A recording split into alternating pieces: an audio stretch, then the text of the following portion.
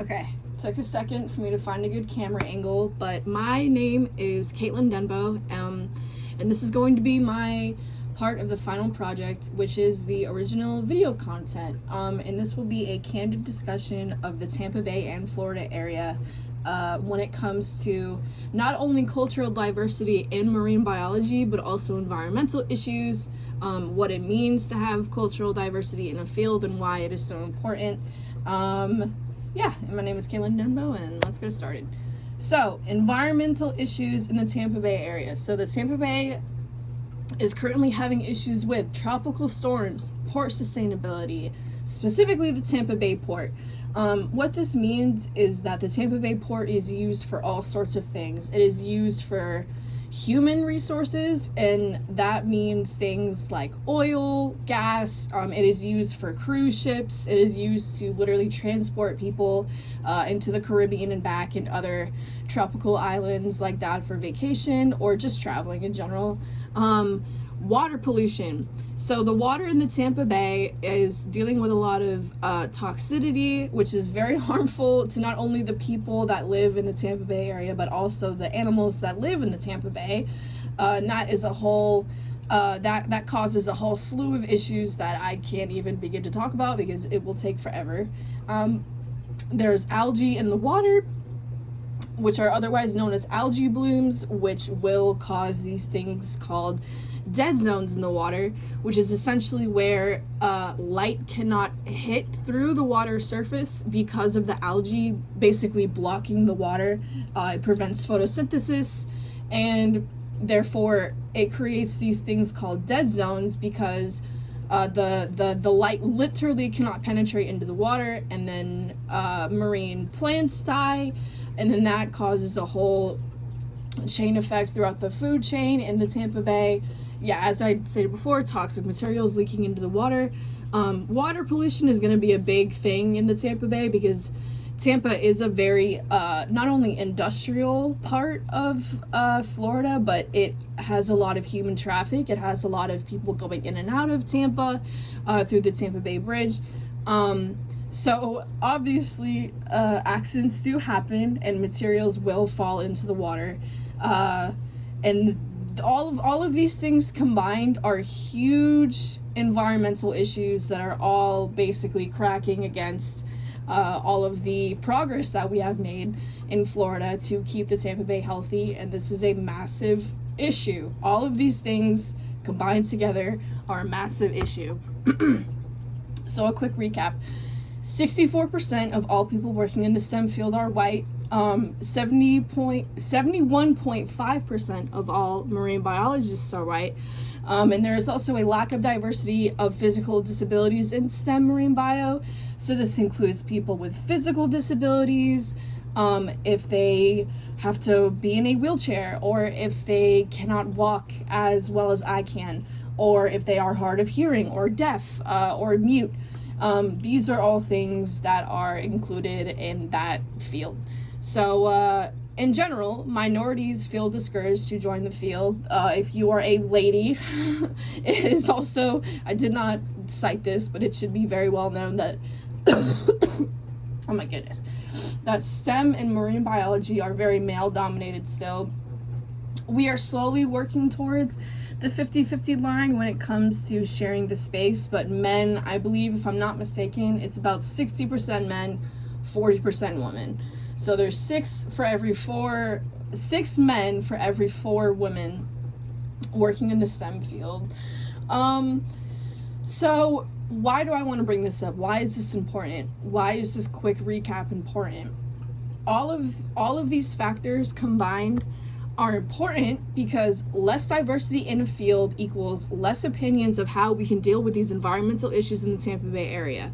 So if you only have a small amount of the population working to fix a problem, where does that lead? What does that mean? If you only have a small population trying to fix a problem, it's pretty obvious that you will probably not get the best results that you could.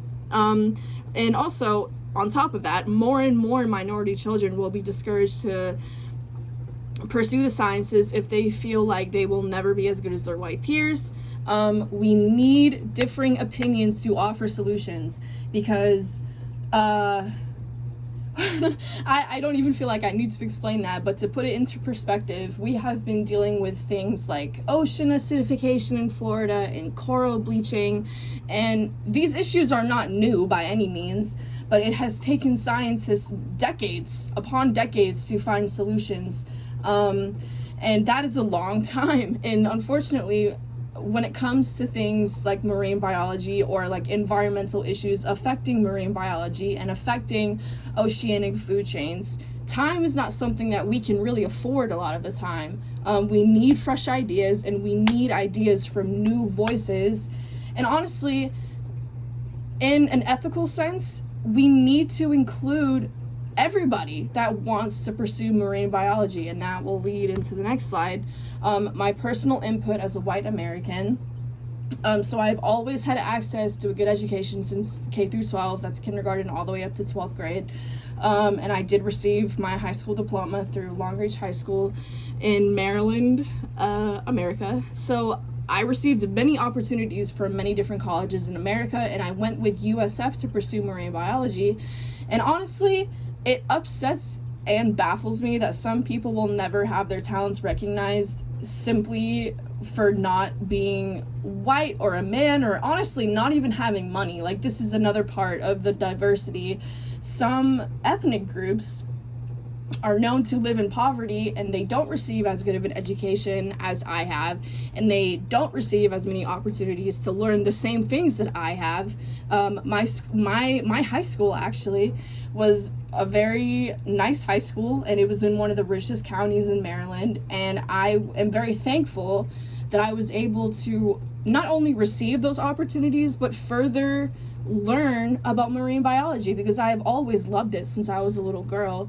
But I needed to learn more about it as an adult, and I think that really helped me with my interest in it, because I just thought it was so cool, and I had always thought it was really cool. I loved going to the beach, and I loved being around water. And you know, this once again doesn't need to be said out loud, but my privilege has 100% played a part in where I am today. My parents were middle class. They worked very hard, but they were middle class, and I do come from a predominantly white family. Everyone has received their high school diploma and or gone to college in my family, as far as I'm concerned.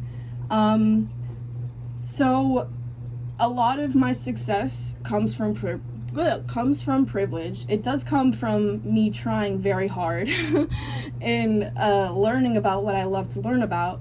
But you can't deny your privilege when it comes to things like this, when it comes to diversity in a field. Just all in all, I am very passionate about everyone having an opportunity to pursue whatever they love. And it makes me very upset to think that if I was born black, or if I was poorer, or if I didn't speak English, or if I couldn't speak, if I was hard of hearing or deaf, then I would kind of be put down a little bit if I wanted to pursue STEM or the sciences, because it would be deemed too hard, and I am not qualified to learn it. And I think that's ridiculous.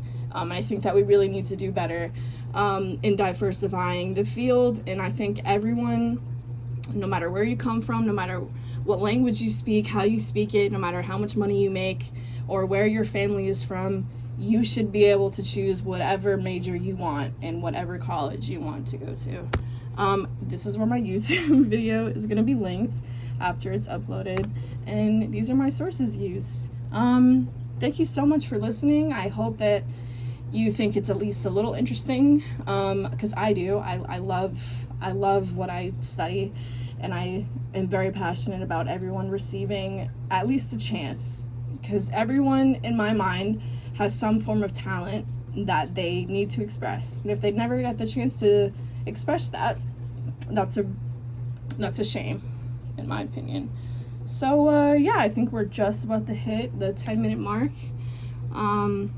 Thank you so much for listening, and once again, my name is Caitlin Denbo, and this was a candid discussion of the Tampa Bay and Florida area. Thank you.